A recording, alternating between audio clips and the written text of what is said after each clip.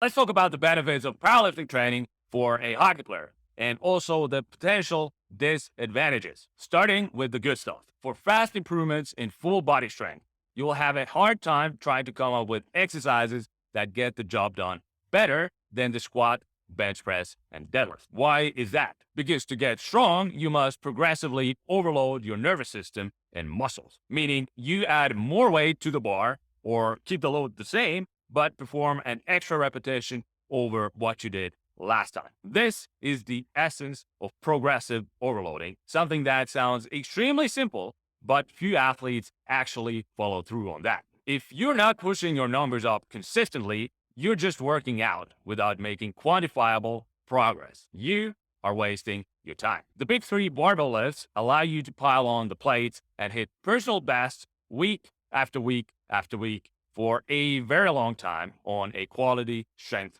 program. Something you won't be able to do on most other exercises. You will plateau much faster. So for a weak, slow, undersized athlete, the best way in the gym to make major changes to how your body looks and performs is to set rep PRs on these heavy barbell exercises. When I say rep PRs, I don't mean just your 1 rep max. I'm talking about a 3 rep max, 5 RM, 8 RM, 10 RM. Set personal bests across the board in multiple rep ranges. That's how you transform into a bigger, stronger, faster you. Not only that, few other movements lend themselves to maximal strength training in the 1 to 3, 1 to 5 rep range. Running through the list, weighted chin-ups and dips work well for heavy loading and low repetitions, although I would not do that with beginners who should build a base of physical strength and general fitness with moderate reps before maximal singles, doubles, or triples. The Olympic lifts, cleans, and snatches also work great for low rep training.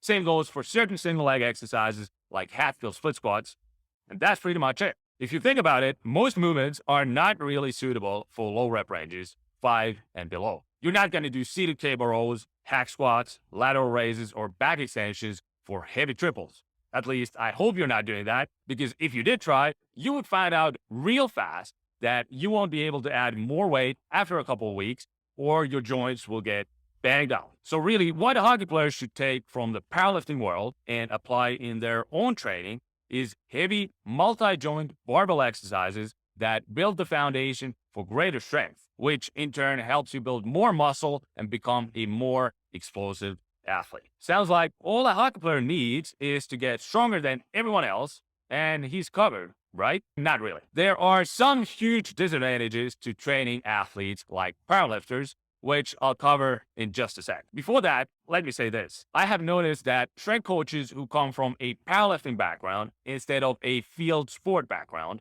are very myopic in their views about performance training for non-strength athletes like football, hockey, or basketball players. Many think that you just need to get brutally strong on the squat, bench, and deadlift, just like a powerlifter, and you're all set to dominate in your sport, which is completely untrue. While strength does build the foundation for speed and explosiveness, powerlifters who train athletes often fail to acknowledge the diminishing returns that come from trying to push your main lifts even higher after a certain point. Now, if you weigh 180 pounds and squat 180 today, then absolutely you'll be a faster, more explosive athlete once you double your squat to 360 in a couple of years. But outside of American football or rugby, I cannot think of any field sport where squatting 400 pounds won't be enough. In the NHL, a 315-pound squat done calf to hamstring is above average. So what does that tell you? Building an athlete for superior physical fitness requires a lot more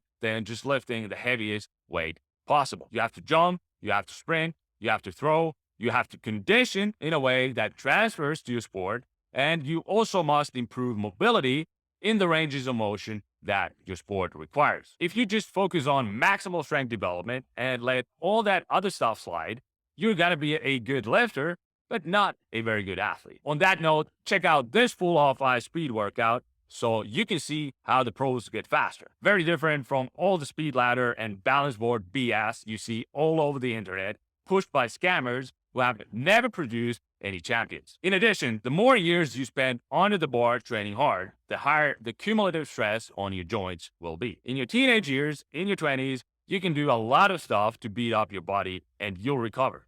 My junior, college, and young pro guys, they spend most of their gym time in the power rack lifting heavy. But a pro hockey player at 32 will have a ton of mileage and injuries racked up on the ice. And if you pound that athlete with the same heavy powerlifting focused program you used to get him big and strong at 22, you're going to run into problems. And that's really the downfall of training athletes like powerlifters. When the only tool you know is a barbell, then all workout routines will center around the barbell. I've talked about this in my other videos and in my book, Strength Training for Ice Hockey, available at hockeystrengthbook.com. For a hockey player, there's no reason to do conventional straight bar deadlifts off the floor when you can get the same benefits with a trap bar deadlift that doesn't beat you up as much and is easier to recover from. Also, the older you get, the less value I see in the barbell bench press.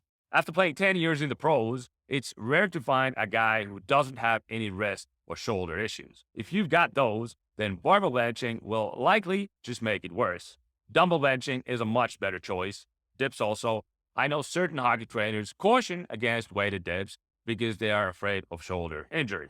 But that has never been an issue with the athletes I train. With good technique, you're not going to hurt yourself. As for squats, I have found that the older you get, the better off you are with single leg exercises. You'll still want to squat deep to keep that full range of motion groovy, but you don't have to chase massive PRs. You can do more slow eccentric work and isometric holds at the bottom. Another option involves replacing straight bar squats with a safety bar. Squatting over a shortened range of motion with box squats or pinch squats is also beneficial. Speaking of which, watch this video here about half squats and how hockey players should use them for maximal gains in speed and power. To sum up everything we talked about here, if you already have more than enough strength to play in the pros, you're lean and muscular, there's no mandate that says you must include the 3 powerlifts in your program. I would say you are better off replacing them with other less strenuous exercises for longevity. But if you're young, weak, undersized, then you got to pick up a barbell and get jacked. No way around it. You haven't put in the work in the power rack, so your routine will focus on the big barbell movements from now on. For that, check out my How to Squat, Bench Press, and Deadlift DVD. You'll discover all my secrets that I have successfully used with hundreds of hockey players to help them lift huge weights safely. These tips are something you won't find anywhere else. There's no other hockey strength coach out there teaching this stuff to the public in such a detailed and practical way. Check out the DVD at the link below.